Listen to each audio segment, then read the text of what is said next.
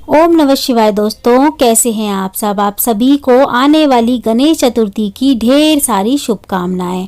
Friends, आज इस video में हम आपके साथ शेयर करेंगे गणेश स्थापना पे हमें पूजा के लिए कौन कौन सी पूजन सामग्री की आवश्यकता होती है। वो सारी पूजन सामग्री इस वीडियो में हम आपके साथ आज शेयर करने वाले हैं।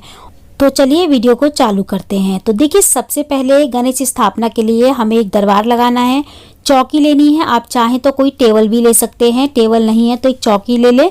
चौकी पे हमको अच्छा सा दरबार सजाना है लाल रंग के कपड़े से, और बिछाना है लाल रंग का कपड़ा चौकी पे, और उसके ऊपर छोटी सी चौकी लगा के गणेश जी की स्थापना करनी है। तो ये सामग्री चाहिए हमको। इसके अलावा गणेश जी चाहिए।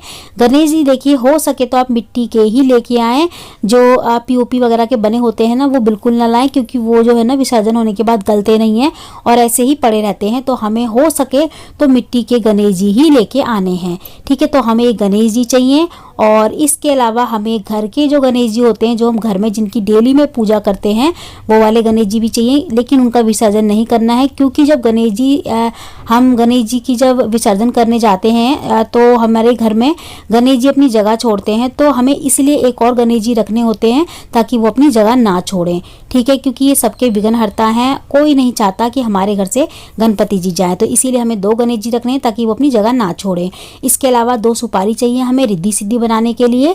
तो 2 सुपारी आप जरूर लें रिद्धि सिद्धि की स्थापना करने के लिए। और देखिए, हमें एक कलश चाहिए कलश स्थापना के लिए, और एक नारियल चाहिए पानी वाला। और देखिए, इसमें ना हमें कलश में लगाने के लिए हमको आम या फिर अशोक के पत्ते चाहिए होते हैं, जो कि मुझे अभी नहीं मिले, इसीलिए मैं आपको नहीं दिखा पाई। इसके अलावा हमें फूल चाहिए, और देखिए दूर्वा चाहिए। ये हमें पार्क में ना आसानी से मिल जाती है। वैसे सभी के गमलों में भी ये लग जाती है। अगर आपके गमलों में नहीं लगी है तो आप जो है ना पार्क से लेके आ सकते हैं, साफ़ सुथरी जगह देख के। ठीक है, और उसको अच्छे से घर में आके धोएं, उसके बाद ही चढ़ाएं। इसके अलावा हमको आधा गोला चाहिए होता है, जो सूखा गोला होता है, आप वो भी ले सकते हैं। या फिर जो नारियल मार्केट में मिलता है ना, उसको छिलवा के काट के आप लेके आ सकते हैं, कटवा के। या फिर आप घर में जो सूखा गोला होता है वो भी आधा काट के उसका भोग लगाएं, और उसमें गुड़ जरूर रखें। तो गुड़ और आधे नारियल गोले का जो है ना गणेश चतुर्थी पे गणेश जी को भोग जरूर लगाया जाता है। इसको पहले दिन चढ़ाया जाता है, और जब तक गणेश जी घर में रहते हैं तब तक ये वहीं पे रखा रहता है। इसके अलावा देखिए, आप भोग में ना लड्डू चढ़ा सकते हैं, मोदक चढ़ा सकते हैं, क्योंकि गणेश जी का जो प्रिय भोग है ना, वो लड्डू और मोदक ही है। तो आप इन दोनों चीज़ों में से कुछ भी चढ़ा सकते हैं। इसके अलावा आप और भी सामग्री भोग में चढ़ा सकते हैं, जैसे कि फल वगैरह, जो भी ऋतु फल वगैरह होते हैं वो भी आप चढ़ा सकते हैं, जैसे केले, आम, अमरूद या फिर सेब वगैरह, कुछ भी आप चढ़ा सकते हैं एक चीज़। इसके अलावा देखिए, हमें लाल रंग का कपड़ा चाहिए चौकी पे बिछाने के लिए। लाल या फिर पीले रंग का कपड़ा आप ले सकते हैं दरबार सजाने के लिए, चौकी पे लगाने के लिए। फूल माला वगैरह भी चाहिए होती है थोड़ी सजावट के लिए। तो जितना हो सके हमें करना चाहिए। नहीं है तो कोई बात नहीं, भगवान भाव के भूखे होते हैं, दिखावे के नहीं। अगर आपके पास नहीं है इतना कुछ सजाने के लिए या फिर करने के लिए, तो कोई बात नहीं, जितना भी है आप करें। ठीक। और देखिए, जो डेली में हम बेसिक सामग्री यूज करते हैं पूजा में, हमें उनमें से भी चाहिए होती हैं सारी लगभग। तो कुछ सामग्री हमें घर में ही मिल जाती है, कुछ हमें नई लानी होती है। ठीक है, तो देखिए, एक देसी घी का दीपक चाहिए हमको। आप चाहें तो अखंड दीपक भी जला सकते हैं। अखंड दीपक अगर जला रहे हैं तो हमें बड़ा चाहिए, ताकि वो जला रहे, बार बार हमें उसमें घी ना डालना पड़े। अगर आप अखंड दीपक नहीं जला रहे तो आप डेली में सुबह शाम दीपक जला सकते हैं। इसके अलावा कलश में डालने के लिए हमको एक हल्दी की गांठ चाहिए, सुपारी चाहिए, 2 इलायची चाहिए, और 2 लौंग चाहिए, और एक सिक्का चाहिए कलश में डालने के लिए। ठीक है, इसके अलावा हमको अक्षत चाहिए, और हमको इत्र चाहिए, और देखिए हमको रोली चाहिए, मूली चाहिए, जनेऊ चाहिए, और देखिए चंदन भी चाहिए होता है। रोली और चंदन हम दोनों चीज़ें लेते हैं गणेश जी को तिलक करने के लिए। इसके अलावा देखिए, हमें वैसे तो हमें मीठा पान चाहिए होता है गणेश जी को चढ़ाने के लिए। अगर हमें मीठा पान मिल जाए तो हमें ज़रूर चढ़ाना चाहिए। नहीं मिलता तो एक पान का पत्ता लाके उसके ऊपर हमको एक बतासा, 2 लौंग, 1 सुपारी और 2 ही हमको इलायची रख के गणेश जी को उसका भोग लगाना है। ठीक है, अगर आपको मीठा पान बना बनाया मिल जाए तो आप वो चढ़ा दें, नहीं मिलता तो कोई बात नहीं, आप 1 सुपारी, 2 लौंग, 2 इलायची और 1 बतासा भी चढ़ा सकते हैं किसी बर्तन में रख के। कुछ दक्षिणा चाहिए हमको पहले दिन चढ़ाने के लिए। आप चाहें तो डेली में कुछ ना कुछ आरती में चढ़ा सकते हैं, लेकिन हमें पहले दिन गणेश जी के पास जो है ना कुछ ना कुछ दक्षिणा जरूर रखनी है। इसके अलावा हमको जनेऊ चाहिए, कपूर चाहिए। देखिए, आरती के लिए आप कपूर भी ले सकते हैं। नहीं तो आप जो आपने दिया जलाया है उससे भी आरती कर सकते हैं। अगर आप उस दिए को उठाना नहीं चाहते पूजा वाले को, तो अलग से दिया लगा के भी आप आरती कर सकते हैं। धूप बत्ती चाहिए और हमें भोग में अलग से जल भी चाहिए होता है।